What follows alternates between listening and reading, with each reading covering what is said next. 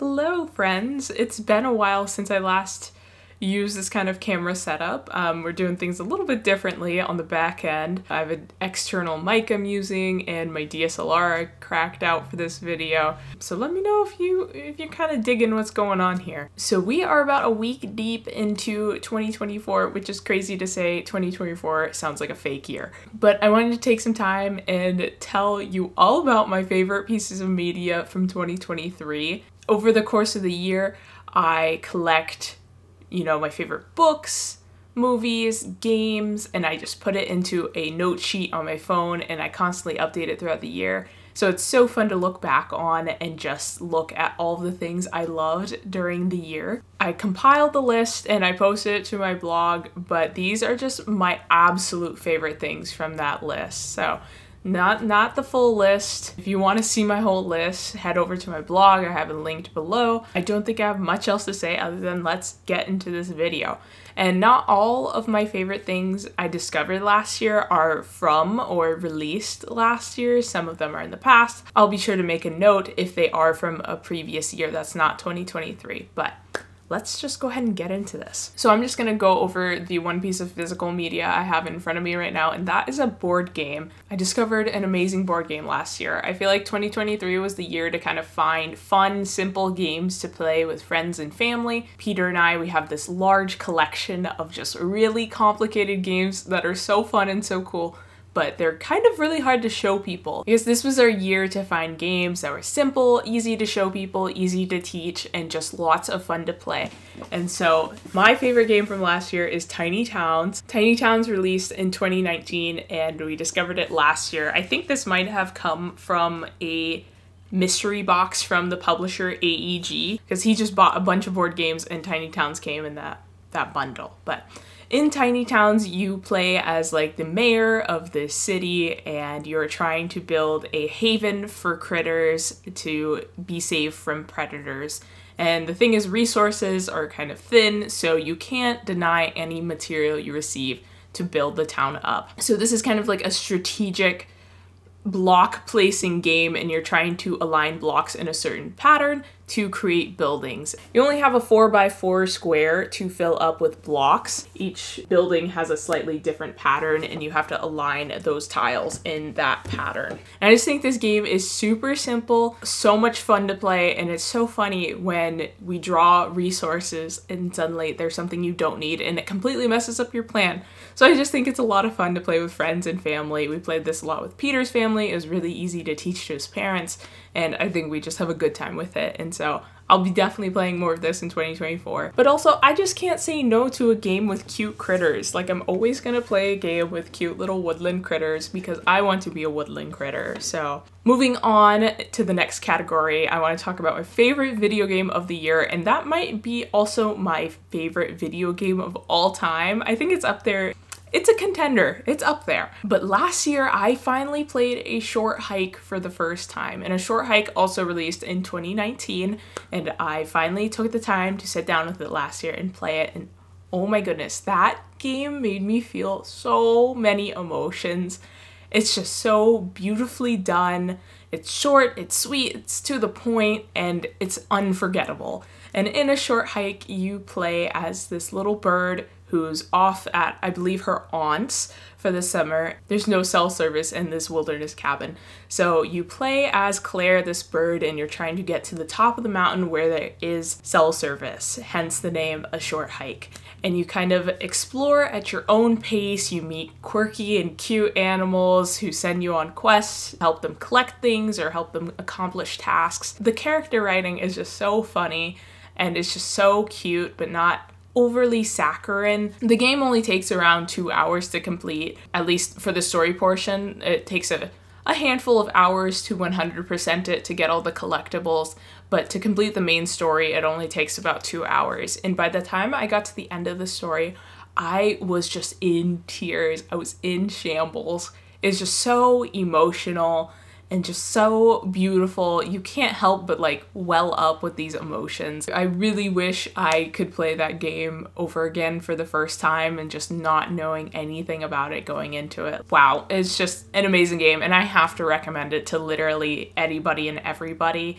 I feel like it gets written off a lot because it is such a short game. Honestly, the game goes on sale constantly, and I believe it's only $8 or $9 full price, and it's well worth the price. It's quite possibly one of my favorite games I've ever played, and certainly unforgettable. The next thing I would like to talk about is my favorite book from last year, and this is a book I recommended to so many people by the end of the year. I was shocked to love this book so much, but it is Nettle and Bone by T. Kingfisher. Nettle and Bone released in 2022, so just a little bit behind. I think Nettle and Bone is one of the best standalone fantasy books I have quite possibly ever read. I feel like I have not read that many standalone fantasy books. They're always series. So to read a book that was so succinct from start to finish, to complete a whole story, build characters, build a world in just a couple hundred pages, like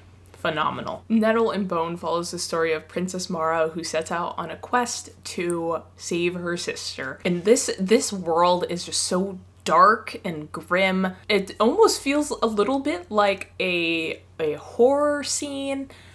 Just the way that it's written just feels really like dark. Feels a little bit horror, but not too scary, because I know I personally do not like scary things or to be scared, but this was like just enough that I was able to get through it. And I listened to Nettle and Bone on audio for the most part, and the audiobook was just phenomenal. The way the narrator spoke just really added to the story. So I feel like I had a bit of a heightened experience because of that, and it was just phenomenal.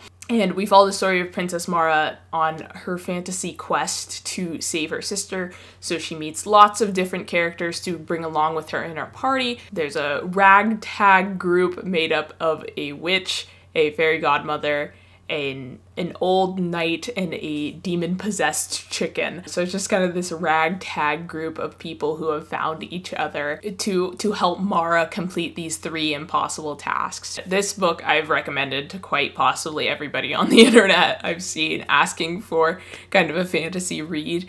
It was just absolutely phenomenal. I had a hard time picking out something from movies that I just like loved. I feel like I saw a decent amount of movies. I don't watch too many movies, but I saw a good amount of movies, and I just didn't watch one that I like absolutely loved and adored. But one that does stand out in my mind is the Taylor Swift Eras Tour movie, and now I may be completely biased because I did go to the Eras Tour twice. And I was so fortunate to experience that. And maybe while I was sitting there in the theater watching the Eras Tour movie, I was just brought back to where I was. It's just a phenomenal experience. The production that Taylor puts on is just incredible. No other way to describe it. I will say I do have some qualms with how she set up the movie and how the additional songs were edited in at the end of the movie after it had released in theaters, but just the experience of being able to be there and watching this happen. And on top of that, being there in the movie theater on like opening night, and there are tons of people just dressed up and just excited to be there. Like, I had never seen that in a movie theater before, and that's probably because I didn't see Barbie on opening weekend. I think I was at the Eras Tour when Barbie released. I know the Barbie movie is another one of those movies where people really came out in droves and dressed up and were so excited for the movie, but this was the first time I had experienced something like that, and people wearing their friendship bracelets and just so excited to be there to watch this movie. And I feel like that is kind of what made this experience so memorable. And lastly, I have my favorite music of the year, and I really have to comment on the album Stick Season by Noah Kahan. It took me a while to get on the Noah Kahan train. I didn't realize this, but I actually had a song by Noah Kahan in my phone for like the past several years. I believe the song is called Pride, featuring MXM Toon. and I was a big MXM Toon fan, so that is how I came upon that song. But I didn't realize I had a Noah Kahan song in my phone. It took me a while to jump on this train due to the viral nature of the title track Stick Season. I just couldn't come around to it. I feel like whenever a song is like mega TikTok viral, I'm like turned off by it. But finally, I decided to give the album a try, listen to it from front to back, and man, I went for a walk around a duck pond and I was listening to the album and just hearing Northern Attitude for the first time. Like, I think I genuinely cried. I feel like this album just captures so many emotions of just like growing and longing and transition. It was just an experience, and I'm so glad I took a chance on the album. I gotta say, I adore that album with everything in me, and I feel like it really speaks to my outdoorsy granola Alaskan heart. And I'm super excited later this year to see Noah Kahan live on the We'll All Be Here Forever tour. I didn't get the chance to see him last year because his tickets were sold out everywhere except in my hometown of Palmer, Alaska, and I contemplated flying up there to see him at the state fair. I also just love the Alaska State Fair. That's a whole side tangent, but he was performing in my hometown and I was like, what?